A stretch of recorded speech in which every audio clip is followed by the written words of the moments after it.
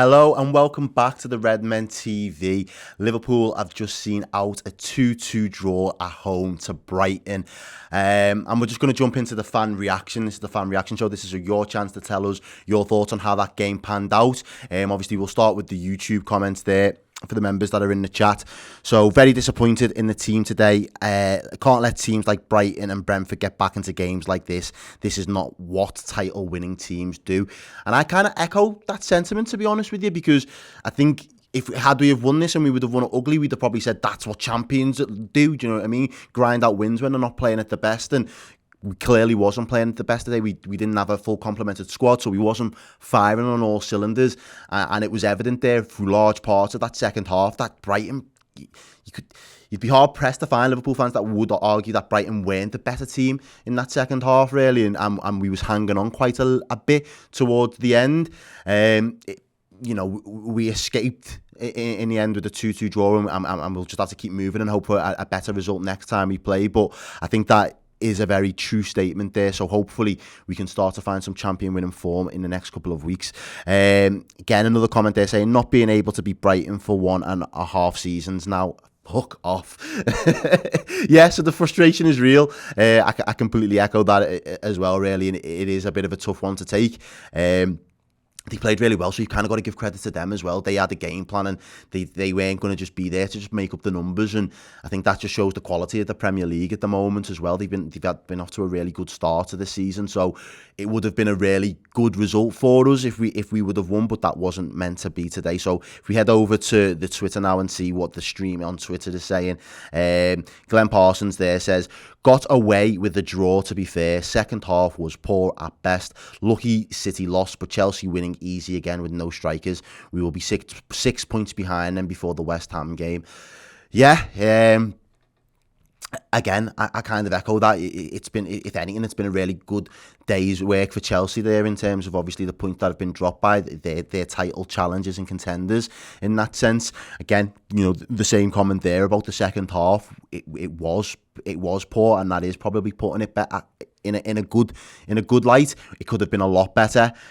So we are a little bit disappointed. Well, I know the lads in the studio are very disappointed at that, and I just think we just lacked that little bit more steel in midfield for me. So, kind of jumping in on what Daniel Gore's saying over on Twitter as well. Injury in midfield really caught up with us today. The performance was so disjointed. A performance that had me questioning if Ollie was indeed at the wheel. You gotta love that for the banter. The draw wasn't a bad result in the end, and that's mad to say when we was 2-0 up and need a couple of bodies back in midfield. Yeah, again, it wasn't a bad result in the end just because of how we performed in that second half. But when we, you're sitting there thinking we're 2-0 up, how do we just manage that game and just make sure that we take the game away? And I think we were just in that danger zone, really, of we left the door open for Brighton and gave them too much opportunities for them to think, we can still get something out of this. And we didn't take the game away from them. I know we were slightly unfortunate in terms of the way that Mane's goal was ruled off, because it does bounce back up off his hand before it goes in. I know the Salah goal was definitely offside. It was tight, but it was definitely offside. I think VAR got that right. But when we're 2-0 up, we need to just find a way to just kill off these games. We did it so effectively last week against Manchester United, but today this Brighton team just didn't know when he was beaten, and I think that kind of mentality showed all the way through, and that's why they ended up kind of turning the game round and made a strong comeback, and that's how we ended up as a draw. Rome on Twitter says, big up Brighton, what a team. About us though, it has been coming. Even when we've been dominant, proper opposition have been carving us up at will. We will make it easy to concede chances, need fixing if we want to challenge. Defence ultimately wins you titles, up the mighty Reds. So yeah, it ends with a little bit of optimism there, take something away from it in the fact that he's saying, defence will win you titles. And we do. A lot of people will probably question that defence. There was a few shaky moments within that defensive unit for me, but I think the big glaring one for everybody was the midfield. And I think when you've got a midfield as depleted as ours at the moment, when, Steve said it before in the show, he is right in saying, when Alex Oxlade-Chamberlain's your 8th choice centre mid, it kind of does say a lot. There is going to be a drop-off. I don't particularly think Curtis Jones had a great game today. People have probably questioned Klopp's substitutions as well. So it is interesting, those thoughts, but I do understand the frustration there when you do look at that midfield. It wasn't a very strong midfield today, and we did say if you you win your midfield battles, you've got a good chance of winning the game. And evidently, we didn't win that battle today, I'd say. Jason Rockwell does say, without Fabinho, Thiago and Elliott, we don't have enough depth to field a dominant midfield. Combine that with Klopp's steadfast refusal to take off Jones until far too late in the game, and you have the result you have today. Again, another one, just kind of pinpointing that midfielders are probably our weak link within that squad today. And the midfield unit for me kind of did make it more difficult for us to get a stranglehold of the game. I think Jordan Henderson playing in that six, there was moments that he played really well. I think you can look at it and he makes that late run and scores that goal and gets us off to a great start. But then on the flip side, you've got Alex Oxlade-Chamberlain when he's forced to come on. So let's just jump back into the YouTube comments as well, see if anybody else has let us know what their thoughts are. So, we've got another comment there saying that midfield is plagued with injuries. We lose one starter and we look like the mid-table team, F sakes. So, more frustration there. I think everybody's frustration is with that midfield at the moment as well. And it's hard to argue against it. But again, it is those injuries. I know last season we was plagued with defensive injuries. This season, at this point in the season, it looks like the midfield is causing us our biggest problem. It will be great when we've got a full complement in midfield back, because I think the levels that we've got as a team will go up significantly. But we've just got to find a way of grinding out results when we haven't got a full midfield at the moment. It doesn't matter how we do it. 3 points is vital. And results like this today are going to be hard to take. It feels like a bit of a kick in the teeth. But we've got to find a way to bounce back and come back stronger. Sabian again comes back with the frustration is real, man. No, I sense it, bro. I do. And I feel it the same sort of way, really. I was hoping that today was another opportunity for us to kind of put down another marker, because Brighton have played really well this season, and you've got to give them a lot of credit for the way that they approach this game. But we've seen what City was able to do to them last week. We thought we could do something similar. It just wasn't meant to be. I think they kind of overrun us in midfield a lot of the time, and they just found ways to just pick us off. They found ways to kind of harry and gang up on the likes of Curtis Jones as well. We was a little bit lightweight. I don't want to be too negative about it, because the circumstance that wouldn't have been the midfield that Klopp would have fielded if we would have had Fabinho, if we'd have had Thiago, if we would have had a Milner, if Naby would have been fit for the full 90 minutes. So there are those mitigating circumstances, but ultimately the lads on the pitch are going to have to look at themselves there and know that they could have performed a lot better than they did today.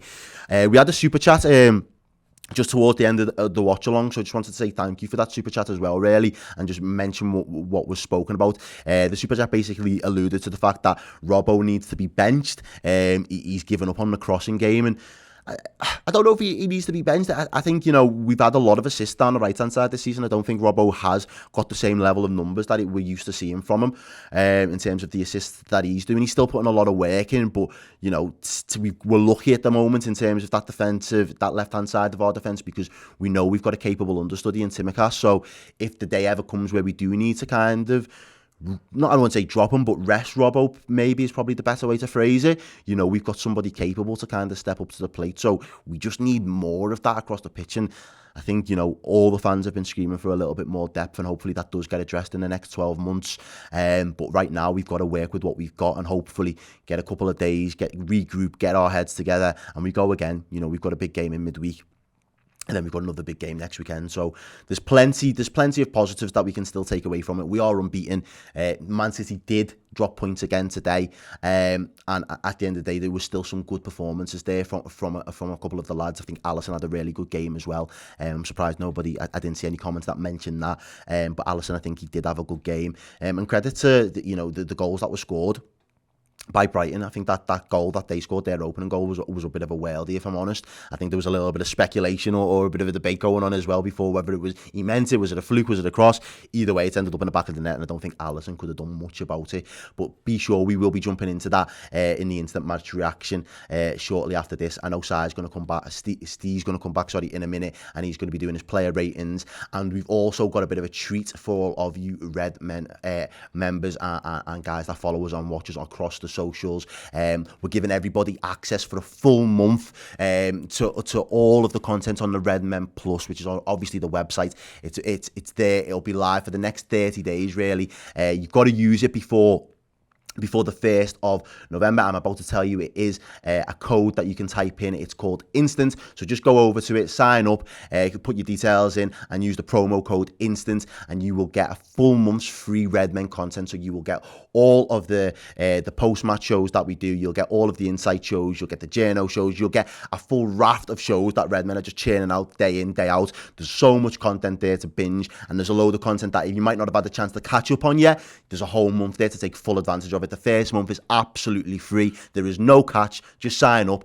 and use the promo code Instant and you're flying. You've got us, the content there. You've also got your YouTube content, but most importantly, the content there on the website at the Redmen Plus. It's all been repackaged, rebranded, and we've got a lot more in tune for you guys. So stay tuned, keep it locked. You know what it is. It's Redmen TV. I've been your host for this show. It's been Errol, and it's been a pleasure. Hopefully we'll be back again to do it in a couple of weeks' time, and next time we will win.